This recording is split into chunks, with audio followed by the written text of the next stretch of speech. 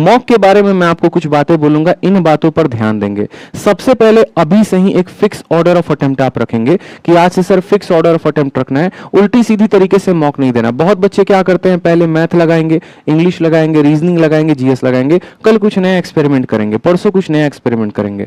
तो ये खाना नहीं है जिसमें रोज बदल बदल के खाओगे तो ज्यादा स्वाद आएगा, ठीक है। ये एक अभ्यास है, एक प्रैक्टिस है, जिसको आपको कल के जंग में जाके जो है फोड़ना है। और जितनी बढ़िया अभ्यास होगी उतनी बढ़िया जो है आपको एक तरीके से मजा आएगा आपको इस जंग में, ठीक है।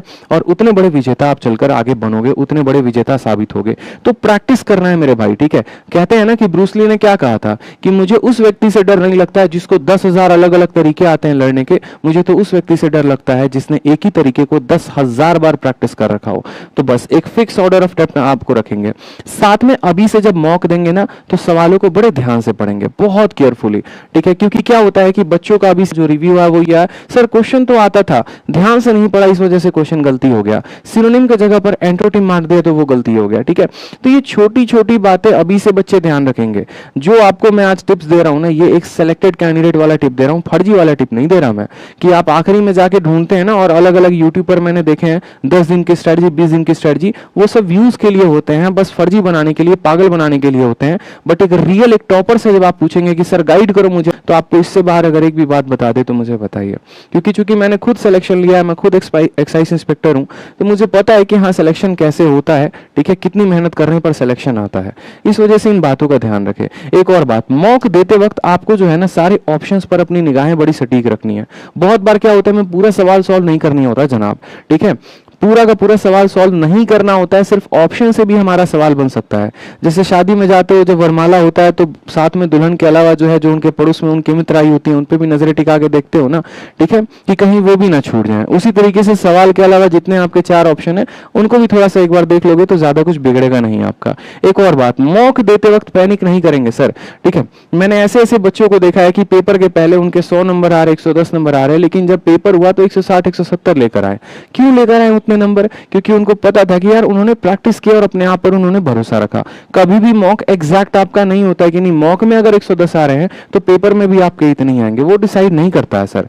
इस बात को ध्यान रखिए, कभी भी डिसाइड नहीं होता है मॉक के स्कोर से कि आप एक टॉपर हैं, आप एक डफर हैं, ठीक है। मॉक बस एक प्रैक्टिस है, आप प्रैक्टिस करो, बाकी पेपर में आपका डिसाइड होगा, वो दिन डिसाइड करेगा, वो 60 मिनट डिसाइड करेंगे कि आप कहां पर जाने वाले हो, कहां पर नहीं, आपका स्कोर कितना आने वाला है, ठीक है।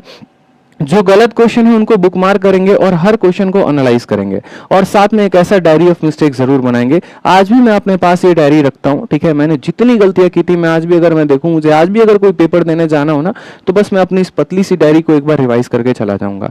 आपको क्या करना, भी एक पतली सी ऐसी डायरी बनानी है, जो भी आप गलती करते हैं, जो भी आपको इंपॉर्टेंट पॉइंट लगता है, आप इसको पूरा का पूरा नोट डाउन करेंगे। जैसे मान लीजिए कि पानीपत का युद्ध है, खानवा का युद्ध है, या गग्गर का युद्ध है, आप बार बार इसमें कंफ्यूज हो जा रहे हैं, आपको पता है कि यार ये पूछा जाएगा, आपने नोट कर लिया। स्फीयर का वॉल्यूम हो गया, ठीक है, फ्रस्टम का वॉल्यूम हो गया, टेट्राहेड्रन का वॉल्यूम हो गया, इन चीजों के बारे में, ठीक है। या कोई अलजेब्रा का फॉर्मूला हो गया, जिससे आपको पता है क्यूब के फॉर्मूला बार बार रिपीट हो रहे हैं, आपने तुरंत डायरी में नोट कर लिया। यही वो डायरी होगी जिसको आखिरी के 10 दिन के पहले आप रिवाइज करके जाएंगे, ठीक है। तो इस बात का ध्यान रखिए कि एक ऐसी पतली सी डायरी आपके पास होनी चाहिए, ठीक। साथ में एक और सलाह होगी आपको कि आप जो है सारा टाइम तो मॉक तो दोगे नहीं, कुछ टाइम तो ऐसा भी होगा जिसमें सेल्फ स्टडी करोगे। तो उन सेल्फ स्टडी के टाइम पर क्या क्या करोगे, सब्जेक्ट वाइज अगर मैं बताऊं आपको सीएचएसएल के लिए, तो रीजनिंग में जो भी कंफ्यूजिंग टॉपिक्स हो गए आपके, जिसमें आप सबसे ज्यादा कंफ्यूज होते हैं, जो बार बार विक्रमजीत सर अपने वीडियो में आपको बताते हैं, जैसे कैलेंडर हो गया, सीरीज हो गया, एनालॉजी हो गया, उनकी वीडियो को बड़े ध्यान से देखा करो। रोज 7:30 बजे वो क्लास लेते हैं, उनकी बात को बड़े अच्छे से सुना करो। जो वो कंसेप्ट बताते हैं उस पूरे कंसेप्ट को फॉलो किया करो। उनकी एक क्लास में जो नए नए अप्रोच सिखाते हैं वो सीखा करो, तो आपका रीजनिंग का वो कंफ्यूजिंग टॉपिक भी जो है वो क्लियर हो जाएगा। फ्री ऑफ कॉस्ट वो पूरा क्लास कराते हैं, बहुत मेहनत करते हैं आप लोगों के लिए, एक एक क्वेश्चंस ढूंढ के लेके आना, प्रीवियस ईयर पर प्रैक्टिस करवाना। तो ये आप रीजनिंग का कंफ्यूजिंग टॉपिक वहां से देखो। नेक्स्ट बात करते हैं मैथ्स में, तो जितने इंपॉर्टेंट फॉर्मूला हो गए, कंसेप्ट हो गए, ये आपको प्रैक्टिस करनी है। बाकी मैथ्स के लिए एक मैं स्पेशल सीरीज लेकर आ रहा हूं आप लोगों के लिए, उसके बारे में डिटेल में बताऊंगा, तो आपका मैथ्स कवर हो जाएगा। मैथ्स के लिए बस आदित्य रंजन पर भरोसा रखिए और कुछ नहीं करना है आपको, ठीक है। तीसरा बात करते हैं इंग्लिश को लेकर। तो इंग्लिश में देखो, एक जो बच्चा सबसे बड़ी गलती करता है ना, वोकैब को तो ऐसे नजरअंदाज करता है जैसे वो उसका सौतेला भाई हो। ठीक है भाई, तो ऐसे ट्रीट मत करना। अगर एनालाइज करोगे ना पेपर को लेकर, तो 12 सवाल वोकैबुलरी के होते हैं और 13 सवाल जो हो गए वो आपके ग्रामर और बाकी चीजों से उठाकर पूछे जाते हैं। अगर आप इसको नजरअंदाज करेंगे ना, तो कहते हैं वो केजीएफ वाला डायलॉग सुना है ना, सेम तरीके से आप वोकैब को तो अवॉइड कर दोगे, लेकिन वोकैब आपको अवॉइड नहीं करेगा।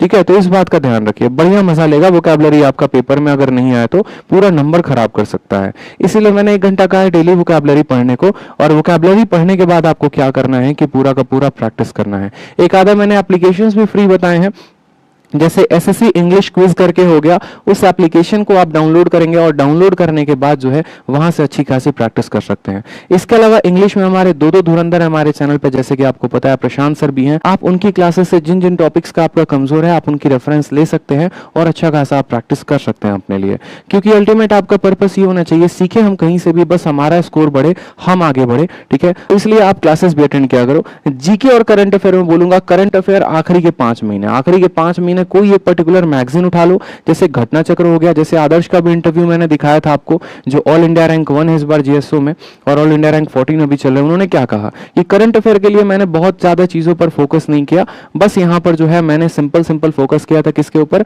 एक घटना चक्र के पतली सी मैगजीन के ऊपर।